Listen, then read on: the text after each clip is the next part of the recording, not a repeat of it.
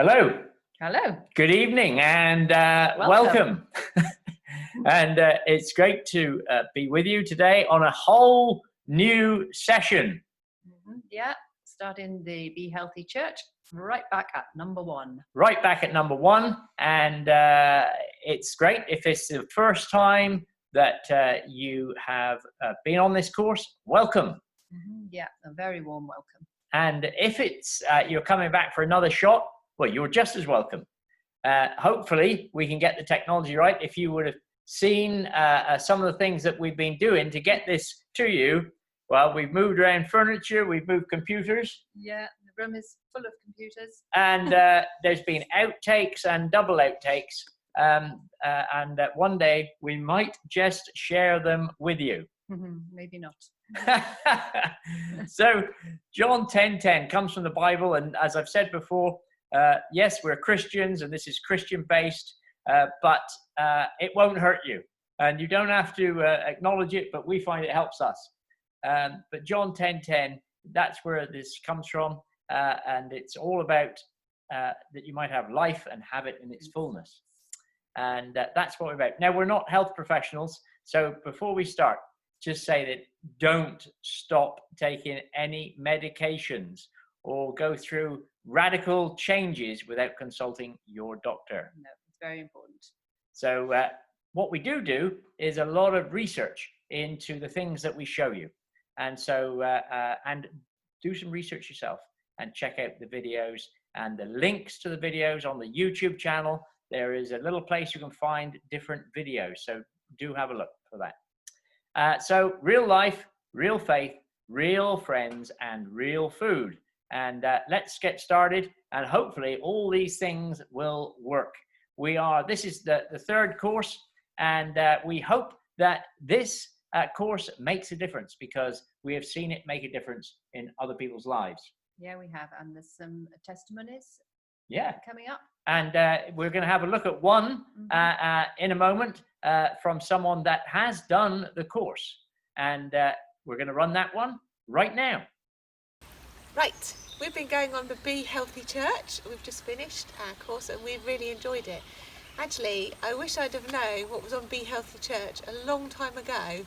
I think the thing that struck me the most was how I fed my children over the years. I just wish I knew about all the fats and the carbohydrates and the sugar and all things like that a long time back, because I definitely would have changed the way that I used to do my family meals, when we were all growing up together.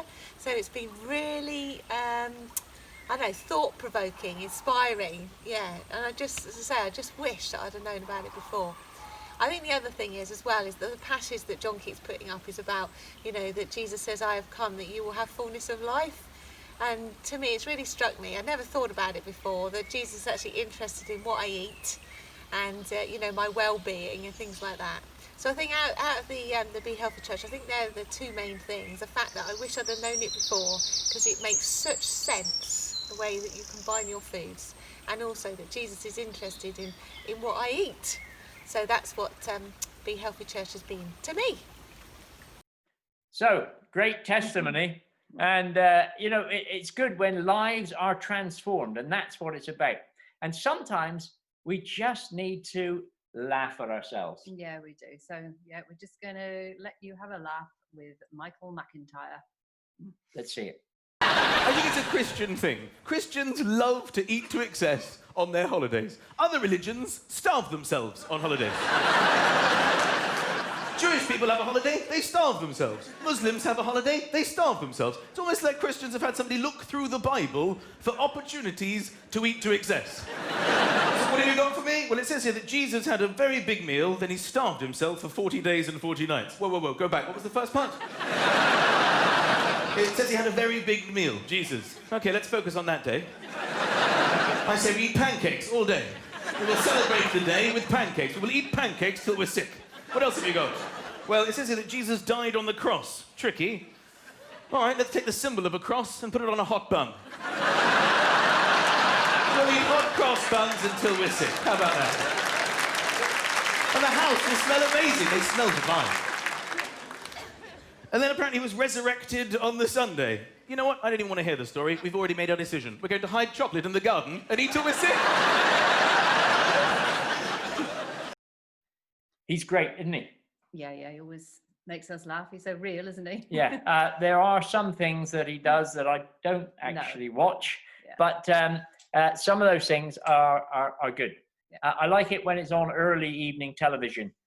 You know it's going to be safe then. But anyway, real life, real health. It starts with Me. exactly. You. Yeah, we are responsible for our own health. And here's a piece of scripture.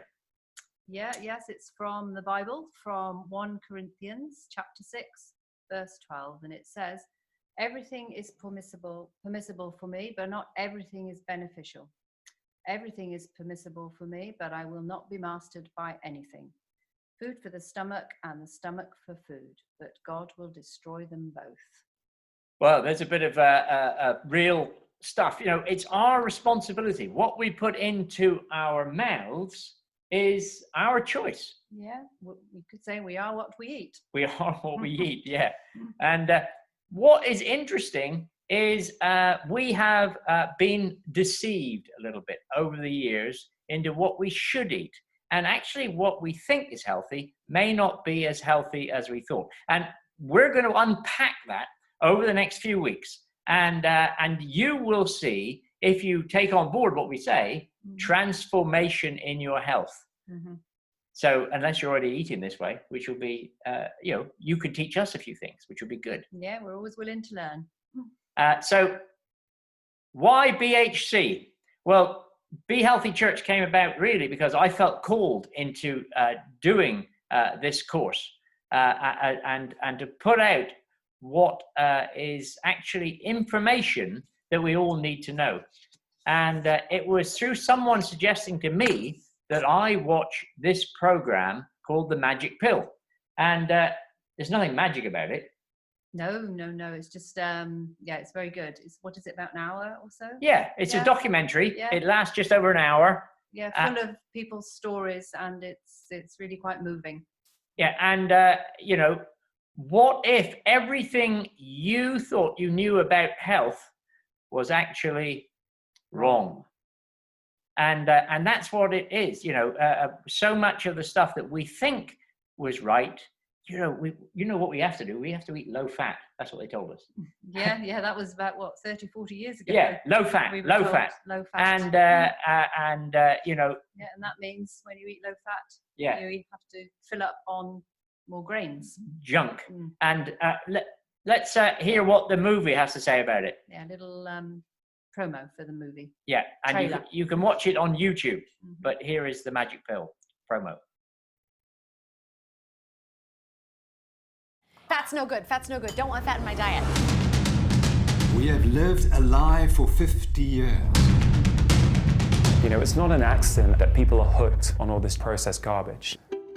Having the federal government get behind the low-fat diet changed vastly the food system. Suddenly now we're eating a carbohydrate-based diet. You might as well be eating a bowl full of sugar. The one question I wish every single doctor would ask is, what are you eating? Maple and brown sugar, heart healthy. You know that can't be right? What powers the brain far more efficiently is fat. We need to get back into the kitchen. So we're going to add more fat to the diet. I mean, good, natural fat. Coronary artery disease. I have asthma. Type 2 diabetes. She has epilepsy. Autism. High cholesterol. Cancer. So when we get rid of refined sugars, refined grains, refined vegetable oils, processed foods, it's basically meat and vegetables. We might be able to influence a variety of organ systems through one intervention. This is a unique event in the history of modern medicine.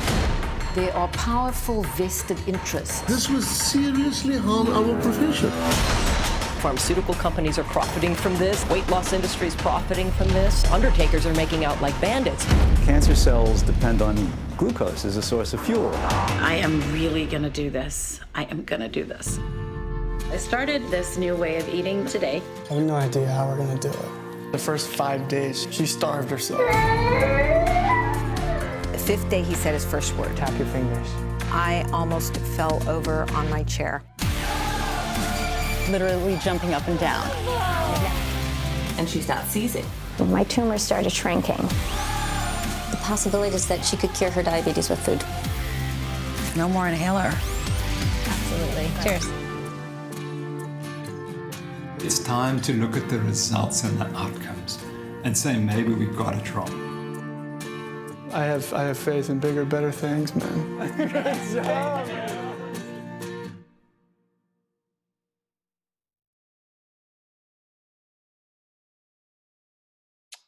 Okay, real life. It starts with me. So something to talk about at the end of the meeting, just to give you a few things. We have a Zoom on the end of this session. Which is great fun. So that'll be in about, just under an hour's time, I should think. The whole thing lasts for just under an hour. Yeah. So then we're on at 8:30 roughly for the Zoom meeting. And if you're watching this and you don't have the contact details, just contact us and we'll send you the Zoom invite. Yeah, my email address is jb@BeHealthyChurch.co.uk. And we'd love for you to join us. Yeah.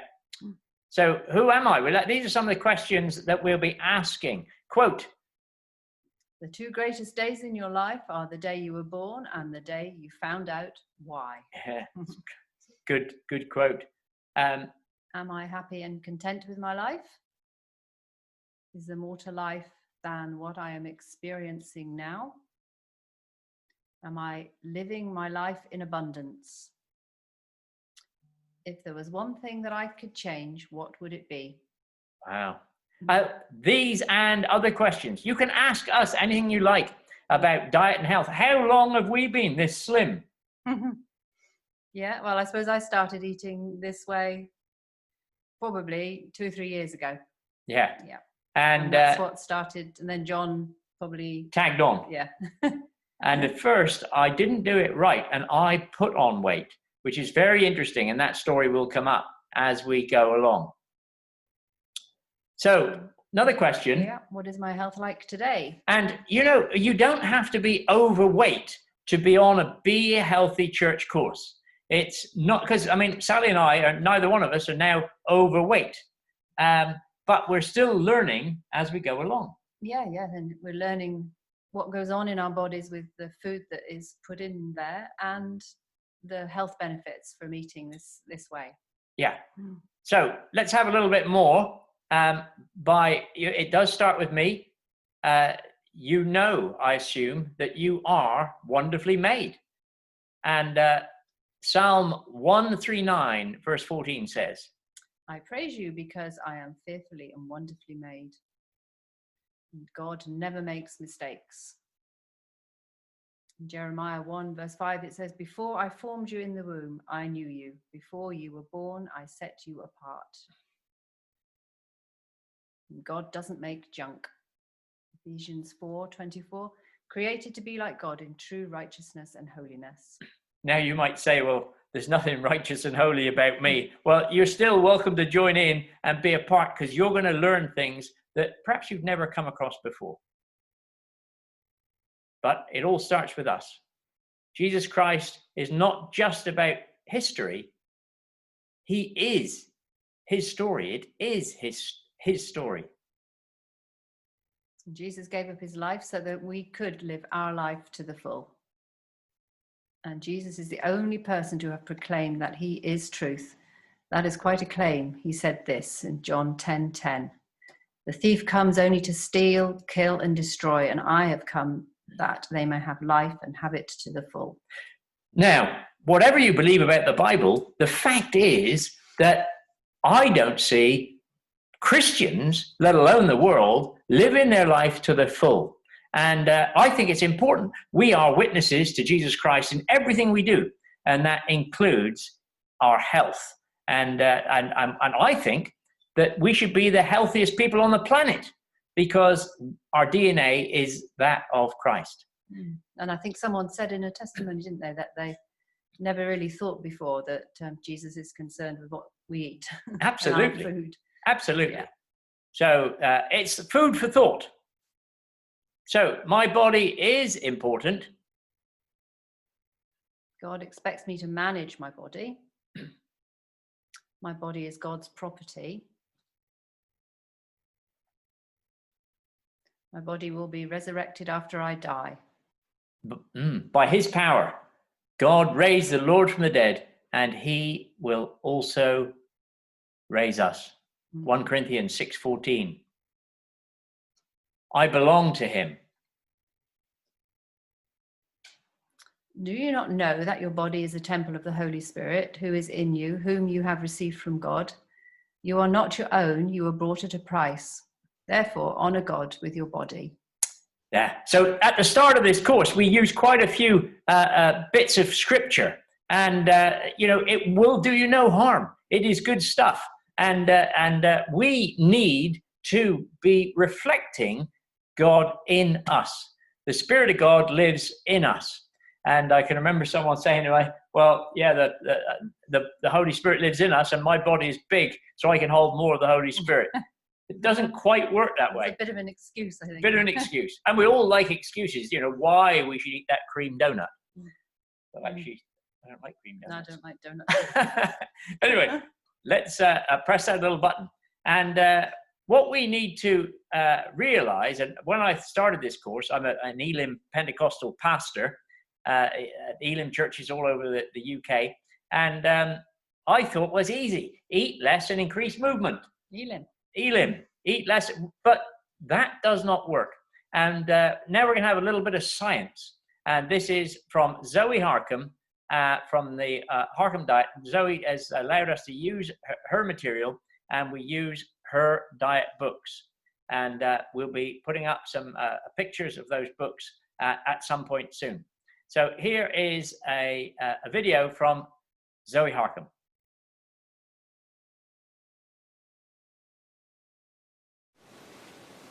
Hello, my name is Zoe Harcombe. I'm the author of the Harcombe Diet.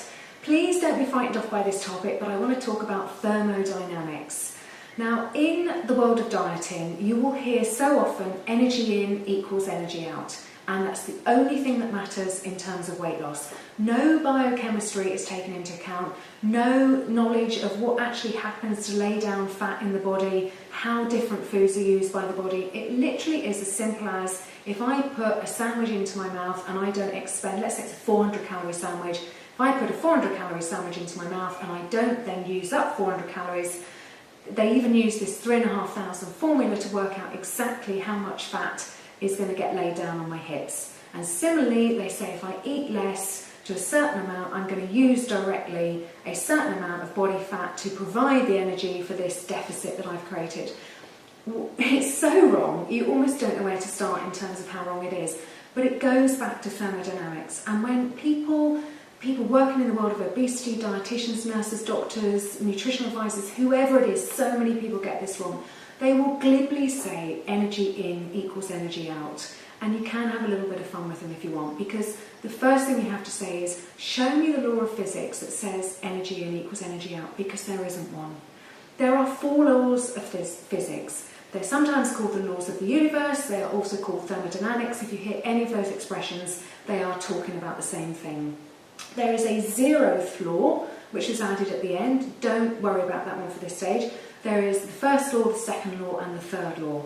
Now, what people have done is to take the first law and massively oversimplify it. I wonder if they've actually even ever read what the first law of thermodynamics says, because it does not say energy in equals energy out.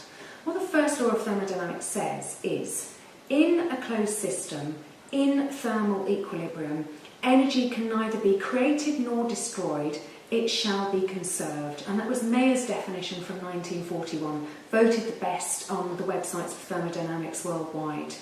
So the human is not a closed system. We're losing heat the whole time. We wee, we poo, we sweat. There is stuff leaving the body the whole time. We are not a closed system. And to be fair, some experiments have tried to incorporate that, and they'll try and put humans in a bubble to try and capture what is being lost to the human body. But that's only one part to it. We're not a closed system. We're not in thermal equilibrium. So what thermodynamics then says is, that's okay. We know that. That's why we've got the second law. And the second law is also called entropy. And it's also called the law of common sense. The second law says energy will be lost, and energy will be used up in making available energy, and we need to take that into account. You know, we put a gallon of petrol into a car and it would get the car a certain distance depending on the efficiency of the car. Not every single car will go the same way. So we know that energy is used up in making available energy. So that's the second law, that's the one that we have to factor in. So the idea that anything we put in is just directly going to fuel the energy out is just so fundamentally horribly wrong. Without going into much more detail, some excellent physicists and biochemists, Jekyll springs to mind, Richard Feynman, who works with him over in New York, some brilliant people are doing some work in the area of this, looking at the different impact of different foods on how the body can turn them into energy. As a quick example, these guys have shown that, let's say you eat 100 calories of banana, 94 might be available to the body as energy. So hardly any is used up in making energy for the body. Eat something like protein, white fish, chicken breast, you know, real food in the Harcombe Diet. Only about 70 calories could be available to the body to then use up as energy. That's a heck of an advantage. From two people eating 100 calories, one has got a 25% metabolic advantage straight away by virtue of what they have eaten, not how much they have eaten. And this whole energy in, energy out thing, they also say a calorie is a calorie is only a calorie to the extent that an inch is an inch. It's a tautology, it's the same thing in a different way. A calorie is not a calorie in terms of nutrition, it's not the same the minute you put it into the human body.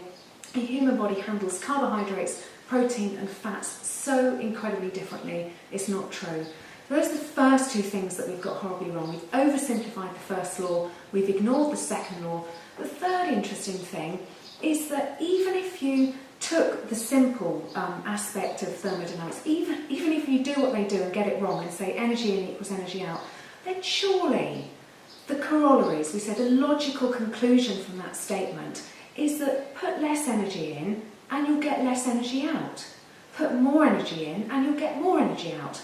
The idea that you can put less energy in, try and get the body to do more, and it will use itself up. There is no example of that in thermodynamics. There's no branch of the laws of physics that said put less into a system and it will use itself up in any way, shape or form. There is just no previous law or history that would ever say do that kind of thing. The most logical thing that will happen if you put in less into the body is that the body will adjust. I think it's something like 90% of what goes on in terms of what we put in and what we get out is actually going on inside. So put less in and the body has so many things it can shut down. It can turn off the reproductive system, anorexics, periods stop very, very quickly. It can turn off the heating system, people who are too skinny just get cold all the time. It can turn off so many things. It is not just going to give up fat in the way that dietitians, nutritionists, whatever, think that it's going to. So quick fly there through some of the laws of thermodynamics and some of the ways in which we've got them wrong. And again, please, next time you hear energy in, energy out, please be tuned into the fact that it is way more complex than that. And it's probably the single biggest thing that has driven our dieting advice the wrong way over the past 30 to 50 years. Thanks very much for listening.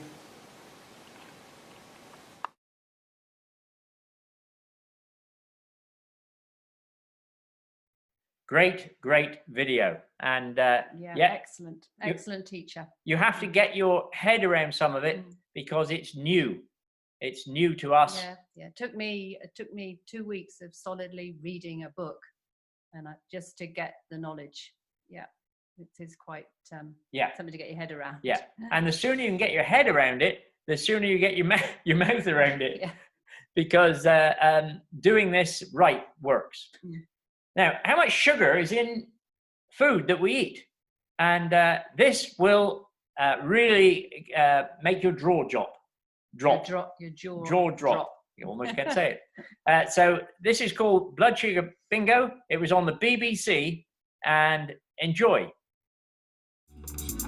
Dietitian Alison Barnes wants to show a group of office workers just how much energy in the form of sugar these carbs release into their bloodstream.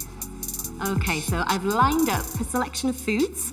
We've got a bagel and a chocolate muffin. Okay, so I would say that is more sugar than this one. maybe 2 cubes for that one. We're calling this blood sugar bingo.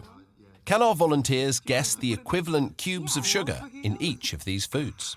What do you think? Yeah, let's 5 to make it. Let's go 5. Okay. So you've gone for the muffin as the slightly higher one. I'm just going to add to that. Whoa. Double. Oh my, okay. So 10 sugar cubes in that muffin. This one, so you've gone for 2, so it's more starchy, less sugary? Yeah, This is what we're guessing. Yeah. So let's just add to this one. What? Wow. Maybe not. That's the same as the muffin. I'm going to add one more. More sugar. So there's 11 sugar cubes equivalent in this bagel. I'm shocked, I won't lie, I'm shocked. Yeah. What you're saying is that in the bagel, when you eat it, you chew it up and start to digest it, your body is breaking that starch down into that quantity of sugar. The equivalent of sugar, yeah, exactly. This is a portion of white rice, and then you've got a nice bowl of strawberries. The rice. Yes, let's go for 5. Because I would never have put sugar with rice. Strawberries. I would put half of that bowl. They are sweet. 2 more, yeah. Okay, so in this amount of strawberries, there is 4 sugar cubes. So although they taste sweet, actually the amount of carbohydrate that they contain is quite small. So let's compare that to this portion of rice then. No. So you've gone for 5, so just let me... No. What I'm going to do, I'm just going to do this. I'm not eating rice again. Oh, word. Oh my God. Really? It's grains of sugar that we're eating. Yeah, I'm not eating rice no more. And there, so that's 20 sugar cube equivalents. Jacket potato. Yeah. Can you not do that? It's my favourite food, potato. I would go with... Similar to the bagel, yeah? Like about 10. You've got quite a good poker face, Alison. So in fact, there's 19 sugar cubes in this jacket potato. It's almost double what you thought. And I'm so sorry, Hannah. I'm gonna cry. Yeah. It's a shock where they're hiding all the sugar. I think one of the key things to take away from this is that looks can be deceiving. So just because a food doesn't necessarily taste sweet doesn't mean that there's not going to be sometimes an awful lot of sugar going into your system after you've eaten it. The thing that this really rams home for me is that there is a huge amount of energy in a potato, and that pile of glucose there that your body will turn the potato into will be stored as fat unless you burn it off. Unless you burn it off. You have to be careful about what you're putting in your mouth. Wow, all that sugar. Was, interesting, wasn't it? Yeah. All that sugar. How would you'd never imagine that someone said to me, well, you can't say there's sugar in a potato. No, it does sound a bit odd, but it's how it's converted, isn't it? Absolutely. When you eat it. Absolutely. And we, apart from real sugar, how much sugar are we actually consuming?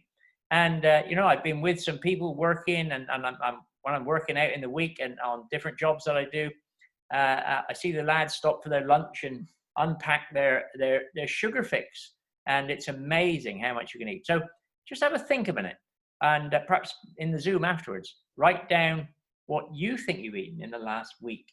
What you think has got sugar in it you've eaten in the last week. Yeah. Whether that's fruit or honey, and we look at fruit another time, honey, sugar itself, chocolate biscuits. Yeah, potatoes, rice. Bread. Yeah. Write it down. Just see where you come. So we're going to have another video run now. Because it's all very well pointing out the problems, but what's the solution? Yeah, well, that's what we want. We're about solutions here. So what is the answer? That's the question. What is the answer? Yeah. And Zoe points out that a calorie is not a calorie. Well, that's a bit of a... Yeah, because a lot of diets, you count your calories, don't you? And 1,000 a day or 1,500 a day, but... we don't. No, we'll listen to what she has to say. Good, Zoe. Hello, my name is Zoe Harcombe and I'm author of the Harcombe Diet. I'd like to do this short recording on one of the $1 million questions in the world of dieting.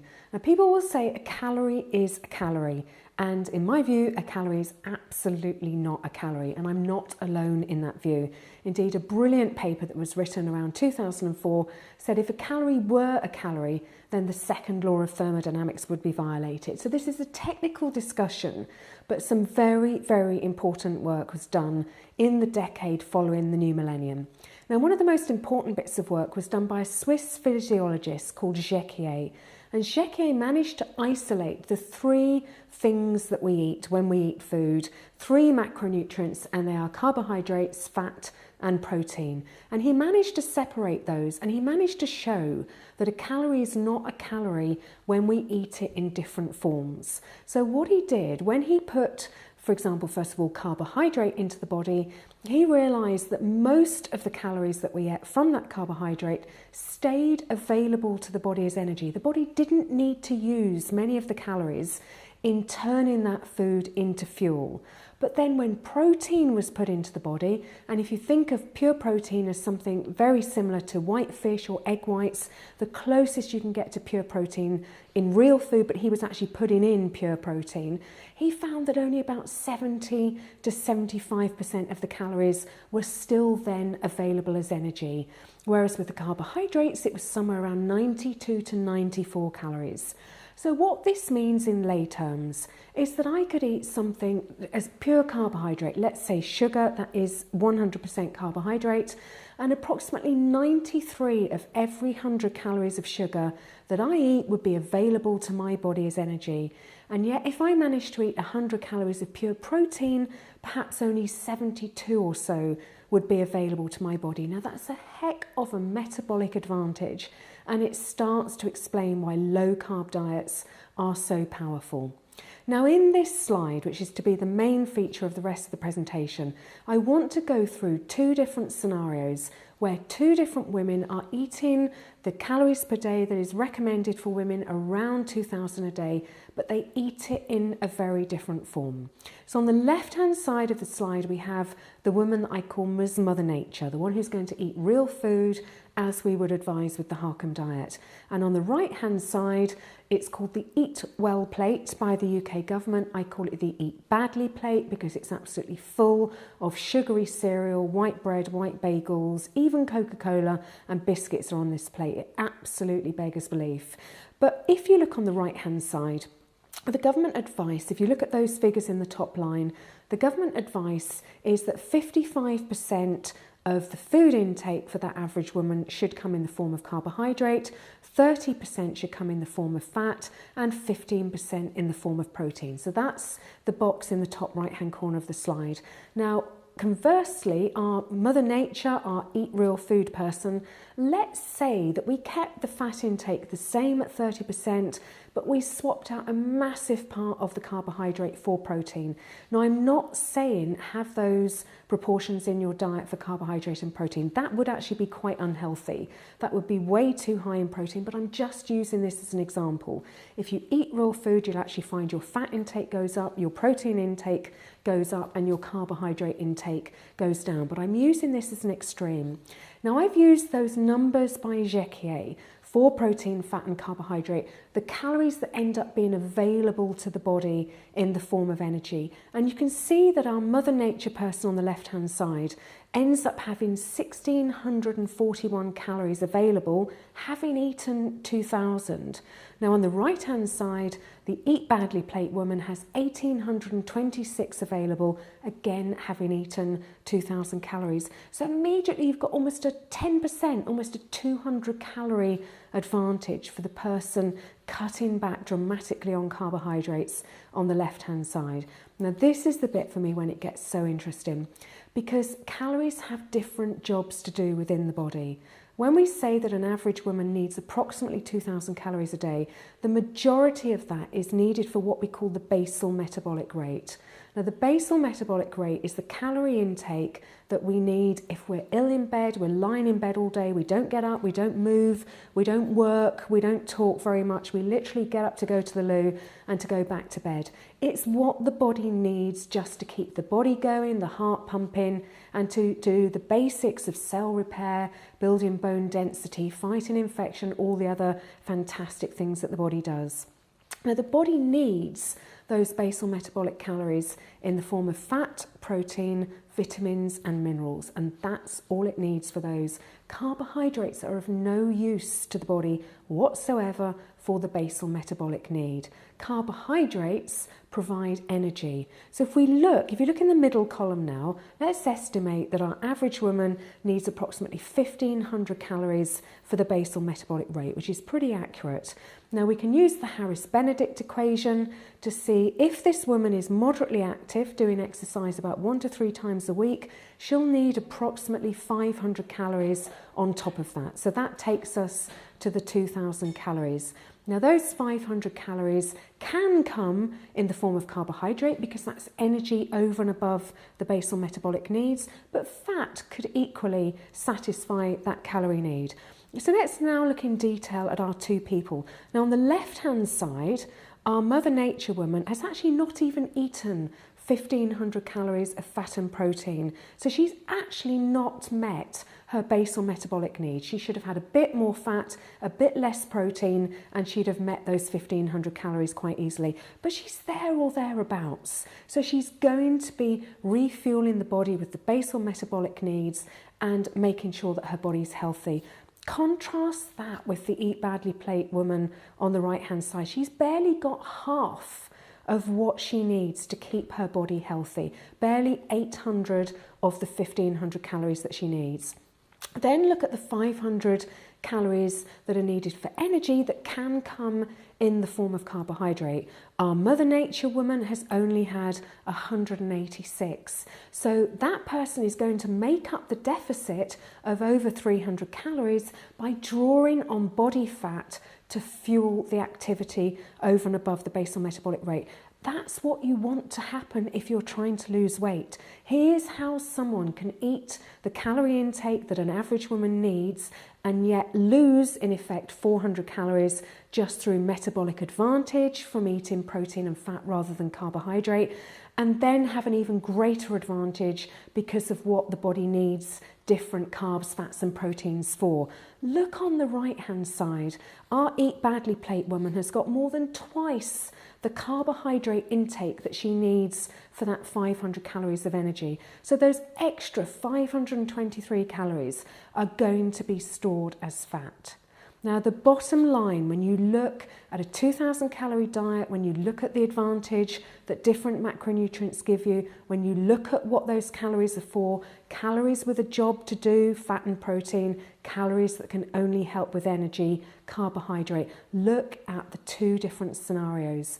The woman eating the real food, fat and protein emphasised on the left-hand side is going to end up slim and healthy. The woman on the right-hand side is going to end up fat and sick. If you really think a calorie is a calorie, please keep looking at this slide until you convince yourself that they could not be more different. So we need to eat real food, we need to eat it 3 times a day, we need to major on the meats and fish and eggs and dairy products, nuts, seeds, vegetables and salads that are going to give those nutrients that our bodies so badly need.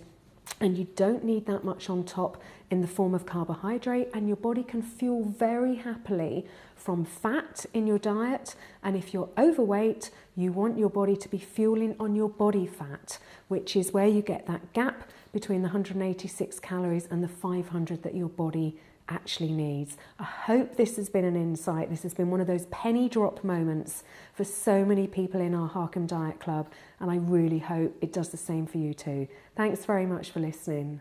So, I hope you learned something about calories.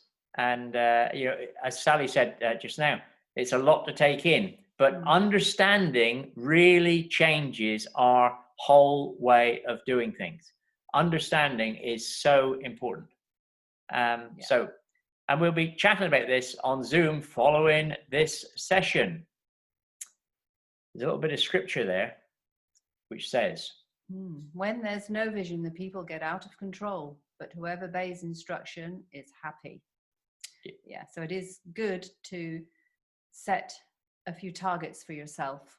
Absolutely. Yeah, I think, yeah, like Well, how many pounds you want to lose, or yeah. how many inches around your waist. Yeah, and I think that on our first courses we haven't really pushed the target way of doing things, but without vision you don't have anything to aim for. No. And you know, perhaps we didn't expect so many people to lose 2 stones in 5 weeks or whatever, but you can.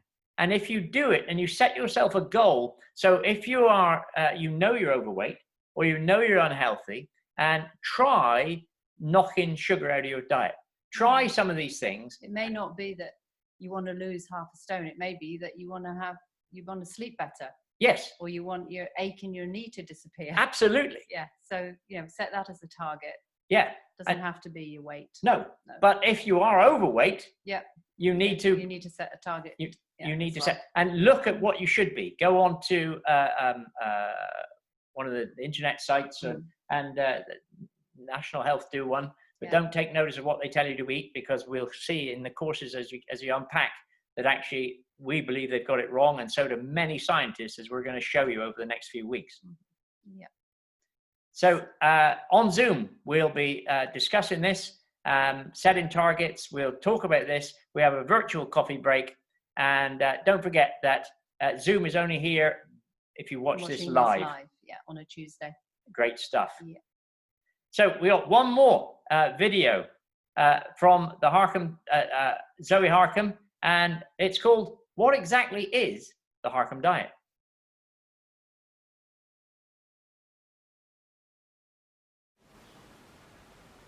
Hello, my name is Zoe Harcombe and I'm author of the Harcombe Diet. Today I want to talk to you about how you can lose up to 14 pounds in 5 days. This is phase 1 of the Harcombe Diet, just 5 days long, and you really can lose up to 14 pounds. It's been achieved on so many occasions. Phase 1 of the Harcombe Diet has come about after 20 years of researching obesity and overeating.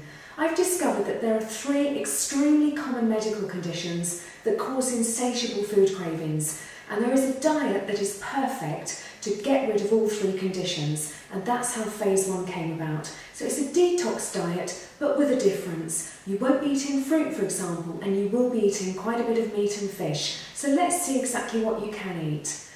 During these 5 days, you'll be eating meat, fish, eggs, vegetables, salads, natural live yogurt and brown rice, and pretty much nothing else. So let's just have a look at the kinds of things you can eat for the next 5 days in pretty much unlimited quantities. First of all, we have examples of meat here.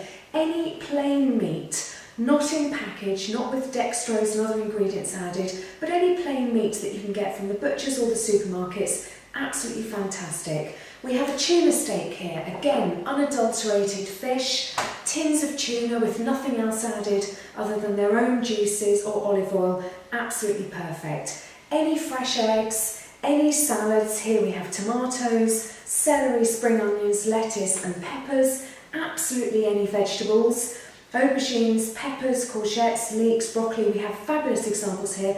The only vegetables that you can't eat during these 5 days are baked potatoes and mushrooms. And you'll realise when you get into the Harcombe Diet that those 2 ingredients feed some of the medical conditions that cause food cravings, so we must avoid those for 5 days. Any other vegetables, absolutely fantastic in unlimited quantities.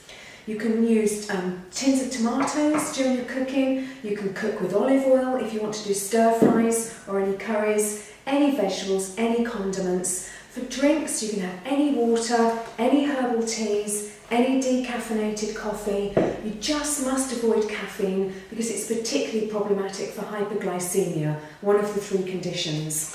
We actively encourage natural live yogurt. Do look on the packet for where it does say live. It's those great cultures that come in live yogurt that you want to get into your digestive system because it's so good at fighting candida. Of all of these things, the only one that is limited in quantities at all is going to be brown rice. Brown rice is limited in quantities If you eat meat and fish, you can eat up to 50 grams in dry weight per day. If you don't eat meat and fish, you're a vegetarian such as I am, then you can have up to 150 grams in dry weight per day. With all the other vegetables and salads, olive oil, condiments and everything else. Full details of the whole plan for vegetarians and for meat eaters are available on theharcombediet.com. So in summary, this is phase 1 of the Harcombe Diet, where you can lose up to 14 pounds in 5 days. Your staple foods are going to be meat, fish, salads, vegetables, eggs, natural live yogurt and brown rice. You can have omelettes for breakfast, bacon and eggs for breakfast. You can have tuna niçoise with boiled eggs, green beans, drizzled in olive oil. You can have a fantastic vegetable curry with brown rice for your evening meal. You will not go hungry. You can eat some fantastic meals and you could lose up to 14 pounds in 5 days. Do look out for my other VTs. Once you've done your 5 days on phase 1, move on to phase 2 where you can add fruit, other whole grains, dark chocolate, red wine into this fantastic array of foods and really enjoy losing weight during phase 2. Thank you.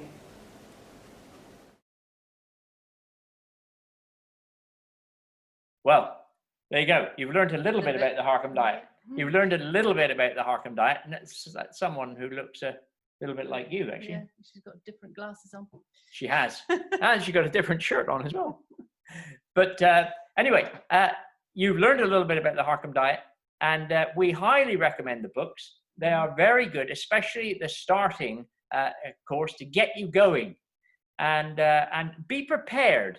That's what I would say. Be prepared. Don't just rush in, but be prepared. Be prepared. Go write a shopping list when you've listened to the best foods to eat on phase 1. Yeah. Yeah, and clear out your cupboards. Yeah. And do go for it. Yeah, do watch that movie, right? That was put in the beginning. You know, the what was it called now? Magic Pill. The Magic Pill. It's nothing magic about it. For anyone who think, oh, I don't do anything magic. Watch the movie. It's really good. Yes, there are 1 or 2 things I question a few things, but that's okay. It's okay to question things. But watch the movie. I think it's brilliant. And please be aware that our son-in-law and our daughter are both in the medical profession, and we challenge and we bring these things in front of them, and they are seeing some changes as we introduce stuff that the science is coming behind it now. It's really good. It's really interesting. Even the Diabetic Association has changed their food pyramid. I don't know if I told you that, but I saw the new one. So we'll be looking at that in a week's time or a couple of weeks' time. But now let's hear Sally and what you can eat in phase 1. In phase 1. Phase 1. What can I eat and drink in phase 1 of the Harcombe Diet? Meat. In phase 1, you can eat as much fresh, unprocessed meat as you require. This can be white meat or poultry in the form of chicken, duck, goose, guinea fowl, pheasant, or even a rabbit or turkey. Red meats in the form of bacon, beef, fresh ham, lamb, pork, veal and/or venison. Please remember that processed foods and meats can have sugar in them. Fish, fresh or tinned, but in phase 1 avoid smoked as it can trigger conditions that don't help. Read about that in Zoe's book. Eat cod, haddock, halibut, plaice, turbot and whiting. You can include oily fish like anchovies, mackerel, pilchards, salmon and tuna and even trout. If you like shellfish, I'm not a big fan, then you can have clams, crab, lobsters, mussels, oysters. You can even have prawns. Again, check that any tin products only have good oil or salt added. But what I really love about this is that you can cook your fish with butter. Eggs. You can eat as many eggs as you like, and these can be cooked in butter. Brown rice, quinoa or oats. You can have up to 50 grams dry weight before cooking of brown rice per day, or a brown rice cereal. Brown rice pasta. If you're a vegetarian, you would need to up this to a maximum of 150 grams dry weight per day. Salads and vegetables. Basically anything except potatoes and mushrooms. Natural live yogurt. Tofu. And for drinks in phase 1, water, decaffeinated or herbal teas, decaffeinated coffee. Do not drink alcohol, soft drinks or canned drinks, and no milk for 5 days. Okay, that's what you can eat during phase 1, but please avoid at all costs any fruit, wheat or grains other than what I have already stated. Please do not eat any white rice, any sugar, any cakes, any biscuits, confectionery or cheese, no processed foods whatsoever. Avoid pickles as they are full of sugar, and of course anything that you know you are allergic to.